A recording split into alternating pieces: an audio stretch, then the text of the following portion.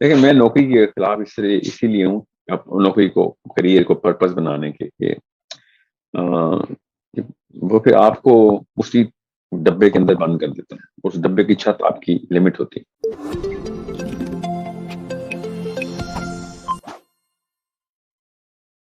Sir, our brothers and sisters keep sending us questions that are to be addressed. Okay, साहिल साहब से हमारे सवाल जरूर पूछिएगा।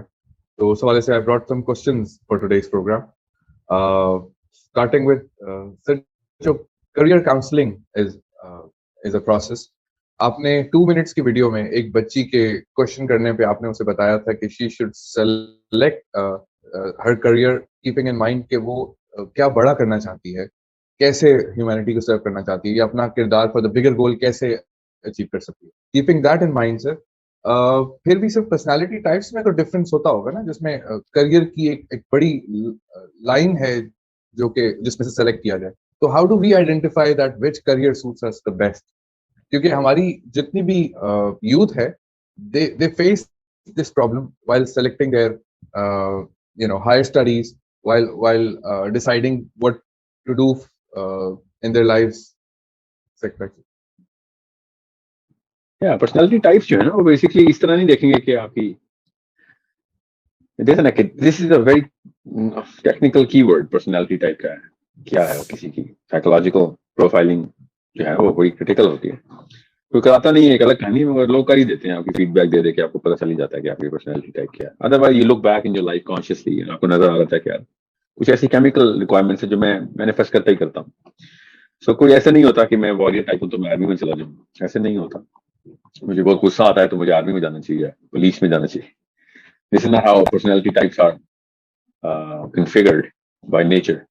Nor should you configure your career through this sort of mental disposition. ये एक भयानक किस्म का वाकया हो जाएगा आपके साथ अगर इस तरीके से आपने दुनिया को देखना। तो पर्सनालिटी टाइप्स क्या है? पर्सनालिटी टाइप्स अलग अलग तरीके से जो एकेडमिक्स मेजर करते हैं, एनालाइज करते हैं, असेस करते हैं, राइट वर्ड, वो आपकी माइंड फंक्शंस हैं। Like if you are an open person, open to situations, open to ideas, open to scenarios, you are curious, आपका ओ फैक्टर हाई है, तो you have a different kind of a lifestyle. First mental response कहते हैं इसको, FMR. तो first mental response openness में होता है, या फिर कॉन्शियस हैं, you're aware of your surrounding, you're planning ahead, foresight आपकी ज्यादा होती है प्रैक्टिस कर करके। तो C type, C factor high होता है। इस तरह आप ए फैक्टर एग्रीबलनेस का है, एन फैक्टर हाई होता है, न्यूरोटिक है, आप बहुत ज्यादा फिनिकी हैं अबाउट अटेंशन टू डिटेल्स। हर के अपने प्रोज एंड कॉन्स होते हैं, कोई फेल पास नहीं होता पर्सनालिटी प्रोफाइलिंग में। एमबीटीआई में चले जाएं तो बहुत मल्टीपल वैरायटी आती है। I don't agree with most of whatever Carl Jung was talking about. He was not naive at that time. That's what he had to play with. तो उसने फिर वही खिचड़ी से बना दी थी। This profiling में भी I don't believe in, वो भी तकरीबन ऐसे ही देखता है। So अभी जो इंस्ट्रूमेंटेशन बिग 5 की है, जो मैं अभी बता रहा हूँ आपको, it's academically more viable to be applied in general life. Overlapping कम है इसकी। बहरहाल मैं क्लासिकल साइकोलॉजी में नहीं जा रहा, मैं वैसे आपको जनरल लेमन टर्म्स में बता दूं कि personality type helps in managing your career, whatever your career is. But your career shouldn't just be pivoted around your personality type. It should be pivoted around your purpose type. अगर purpose आपका बड़ा है, कोई बड़ा काम करना है, दुनिया को बचाना है आपने, तो उसके लिए स्किल्स आप बेशक कॉर्पोरेट से ले रहे हो, पीपल मैनेजमेंट वहां से करते हैं, लीडरशिप की basic discipline, punctuality, your recognition of events, scenarios, ये सब आप कॉर्पोरेट से कर रहे हैं।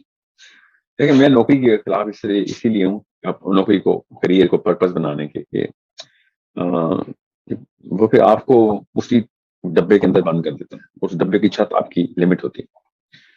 पर्पस आपने बड़ा बनाया हुआ है तो इस तरह के 1000 डब्बे आपके आसपास आते रहे, कोई फर्क नहीं पड़ता। आप एक कंपनी में जॉब कर रहे हैं, किसी कंपनी के सीईओ हैं, किसी कंपनी के सिक्योरिटी गार्ड हैं, डजंट मैटर, कोई ना कोई स्किल तो आप सीख रहे हैं। तो उस स्किल की प्लेसमेंट बड़े कैनवस के अंदर करवा, या छोटी सी कंपनी में करवा दें, इसीलिए कंपनी छोड़ते हैं, या कंपनी के अंदर सर्वाइवल की लड़ाई लड़े होते हैं सारी, कंपनी से बाहर का सोचते नहीं। आप देखें जरा, उनको लाले पड़े होते हैं जिन लोगों की नौकरी किस तरह आता है, ऐसे लगता है जैसे कि क़यामत का सूर फूंक दिया गया है। और it's such a big problem that people go through.